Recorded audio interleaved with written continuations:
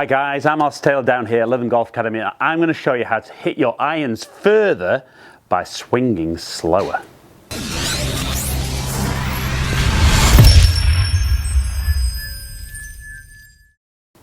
Right then, so this video is very much kind of off the back of a couple of lessons I did the other day.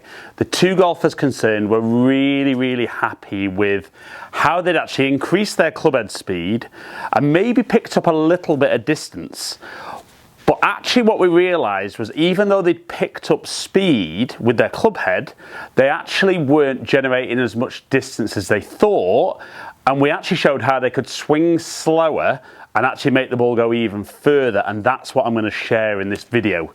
So we're going to open up with me hitting a shot very much as they did, and then we're going to show you how you're going to hit your irons further while swinging slower.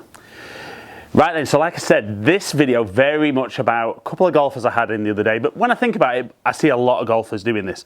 So I've got a 6-iron in my hand. I'm going to hit what I see a lot of golfers do. We're going to show how it's a pretty good shot and it's gone a pretty good distance, but I'm going to help you understand how to hit the ball further with your irons by maybe swinging slower, but making you more efficient with how you transfer the energy from here to that golf ball, which is the key to hitting the ball a long way. So, very much as I saw the guys the other day and how I see a lot of players. So, good strike and noticeably very high. But let's look at the numbers from that shot with my golf swing and help you understand why that, as good as that was, it's maybe not as good as it could have been. Right, so we see my club head speed was just over 90 mile an hour, which is good for me.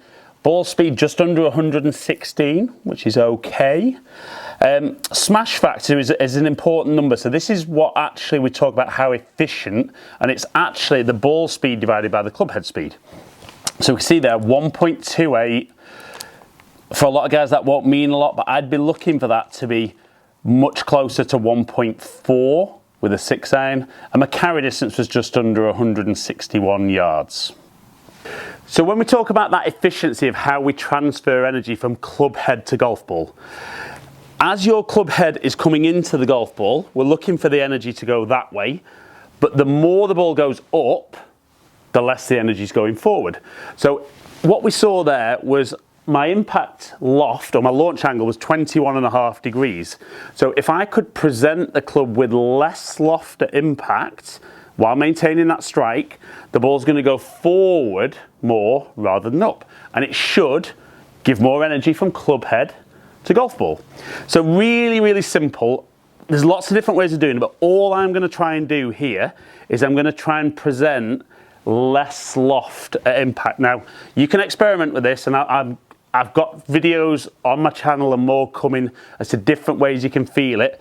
But I'm going to try and feel from that at address position and maybe me being more there at impact. I'm going to try and really keep that loft off, and we're going to see what the pickup will be in distance and efficiency.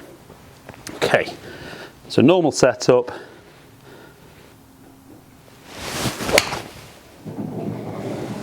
Again, felt very good. I mean, noticeably lower with the flight. Still nice and high for me, which is fine. But let's look at those numbers, and that felt very centered again with the strike, but very different off the club face. Okay, so my club head speeds dropped from just under 91 to just over 87, but my ball speeds actually jumped up to 122 mile an hour. I've launched the ball instead of 21.5 at 13.5, and that smash factor has gone up to 1.4, which is exactly where I wanted, and we've seen that carry go from 160 to 174, so a huge pickup in how I've delivered the golf club. Right then, so we can see a huge difference. Even though I've swung that club slower, the ball's gone much quicker off the club face and the ball's flown further. Now, I'm going to show you one of the best players in the world and show you how efficient he is. Won't be a massive surprise as he's one of the best players in the world, but we're going to look at Brooks Koepka, how he launches 6-iron, compare that to kind of how I've done, and then maybe help you understand where some of the golfers out there aren't going to swing at his speed, but really, really lose a lot of distance. So when we compare that to my shot there, obviously Brooks has swung a lot quicker at 99 mile an hour, therefore his ball speed jumps up. But his smash factor is very similar to mine. His is 1.41, that was 1.4, and his carry at 201, but his launch angle at 12 degrees is still lower than mine at 13.5 degrees.